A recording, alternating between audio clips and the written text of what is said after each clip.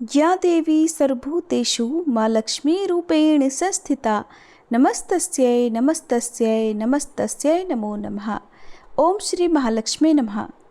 आज सुनिए महालक्ष्मी व्रत कथा। पौराणिक कथा के अनुसार प्राचीन काल में एक बार एक गांव में गरीब ब्राह्मण रहा करता था। वह भगवान विष्णु का परम भक्त था। एक दिन उसकी भक्ति से प्रसन्न होकर भगवान विष्णु ने उसे दर्शन दिए और मनचाहा वरदान मांगने को कहा। तब ब्राह्मण ने कहा कि उसके घर में हमेशा लक्ष्मी जी का सदा वास बना रहे। इस इच्छा को जानने के बाद श्री विष्णु जी ने उससे कहा कि उसे लक्ष्मी जी की प्राप्ति तो हो सकती है, लेकिन उसके लिए उसे थोड़ा प्रयास करना होगा। भगवान विष्णु ने उस ब्राह्मण से कहा कि मंदिर के सामने एक स्त्री रोज आती है और यहाँ आकर उपले पाथती है।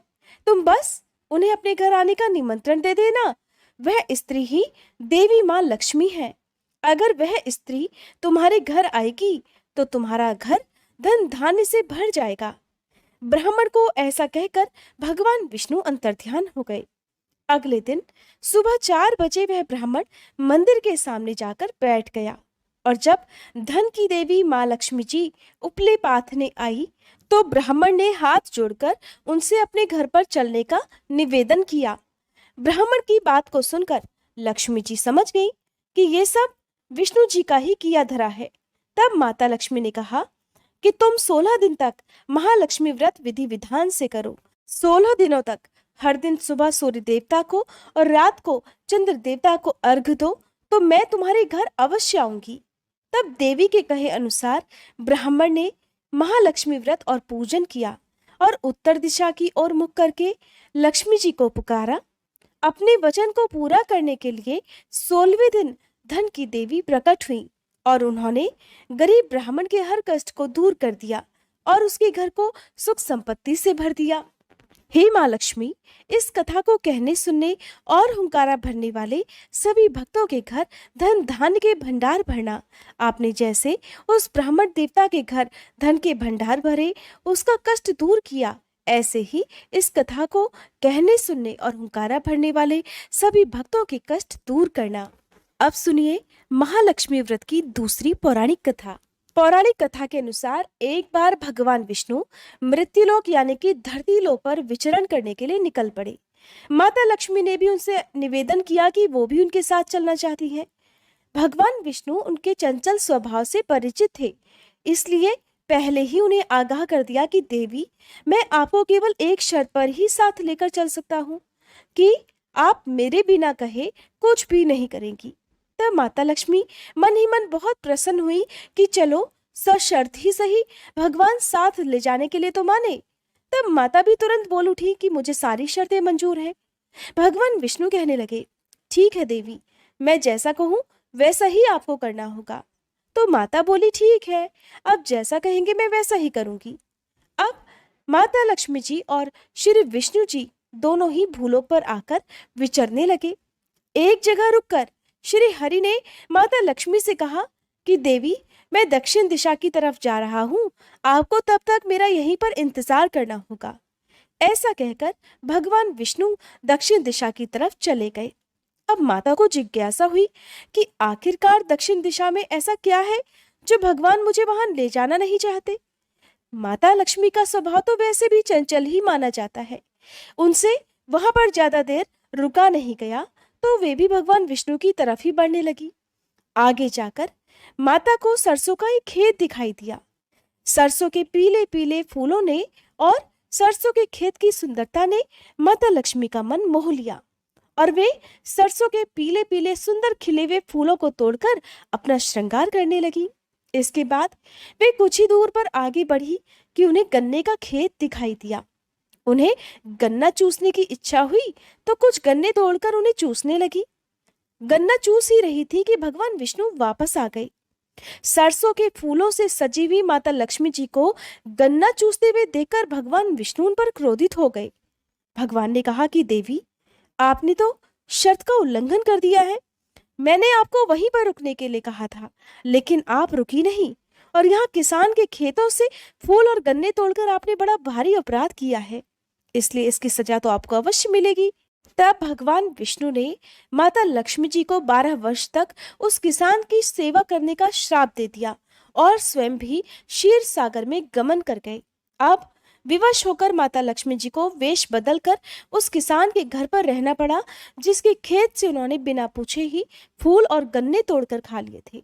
एक दिन माता लक्ष्मी ने किसान की पत्नी को देवी लक्ष्मी की प्रतिमा की पूजा करने के लिए कहा और कहा कि इससे तुम जो भी मांगोगी तुम्हें वह मिल जाएगा।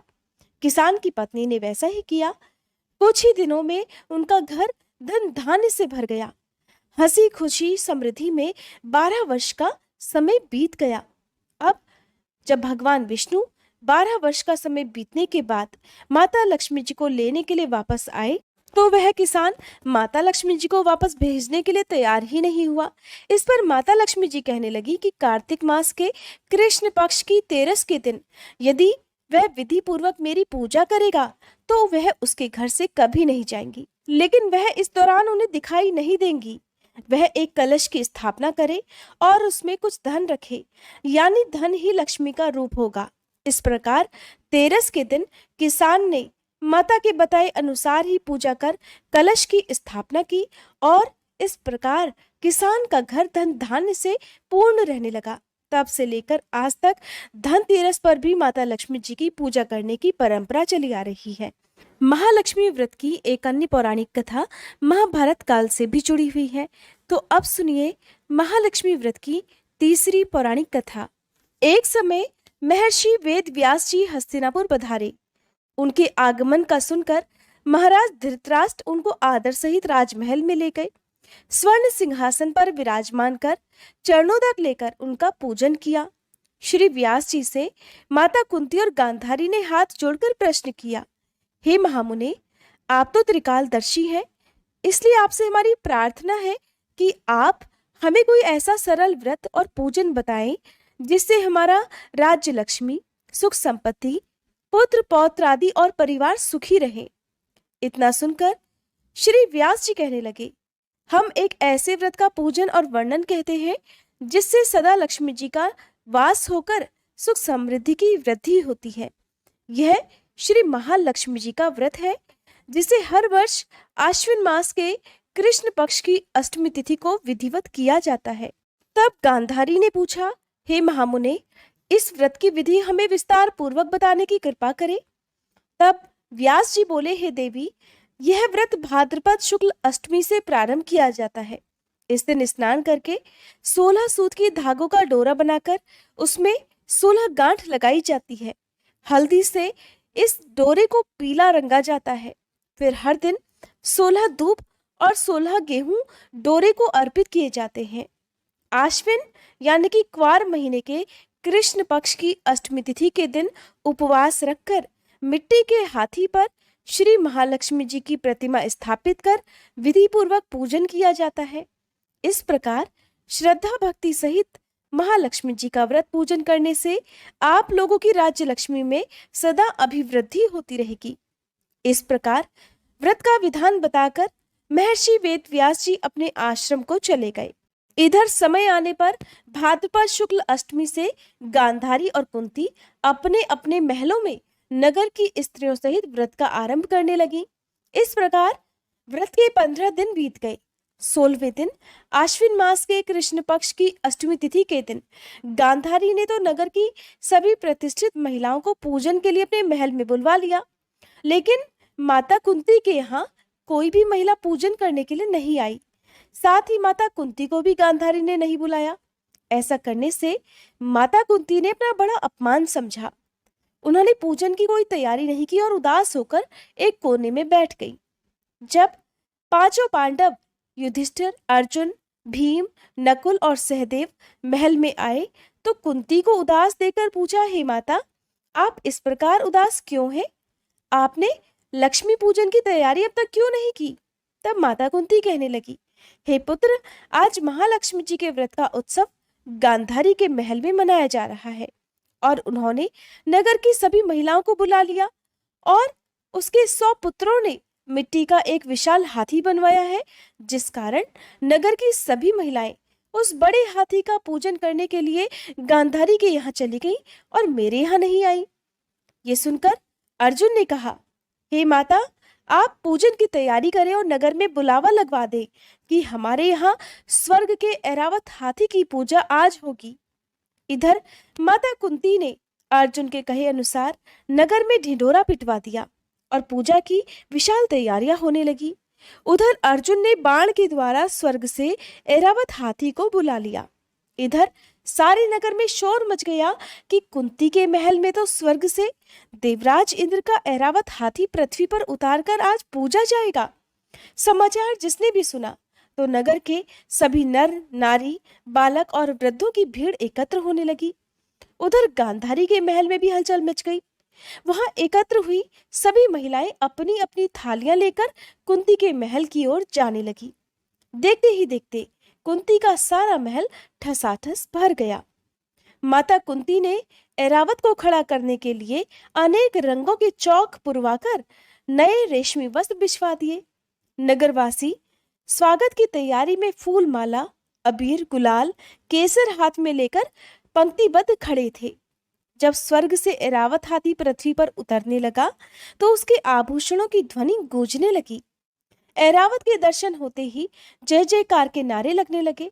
शाम के समय देवराज इंद्र का भेजा हुआ हाथी ऐरावत माता कुंती के भवन के चौक में उतर आया। तब सभी नर नारियों ने पुष्पमाला, अबीर, गुलाल, केसर आदि सुगंधित पदार्थ चढ़ाकर उसका स्वागत किया।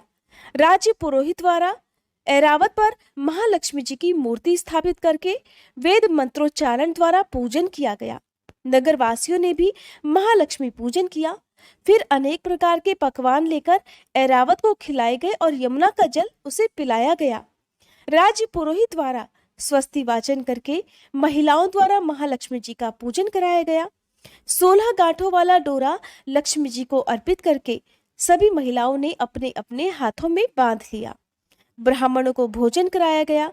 दक्षिणा के रूप में स्वर्ण आभूषण, वस्त्र आदि दिए गए। फिर महिलाओं ने मिलकर मधुर संगीत लहरियों के साथ भजन कीर्तन कर संपूर्ण रात्रि महालक्ष्मी जी व्रत का जागरण किया। दूसरे दिन प्रातःकाल राज्य पुरोहित द्वारा वेद मंत्रोच्चार के साथ जलाशय में महालक्ष्मी जी की मूर्ति का विसर्जन कर दिया गया। फिर ऐरावत को विदा कर इंद्रलोक को वापस भेज दिया गया।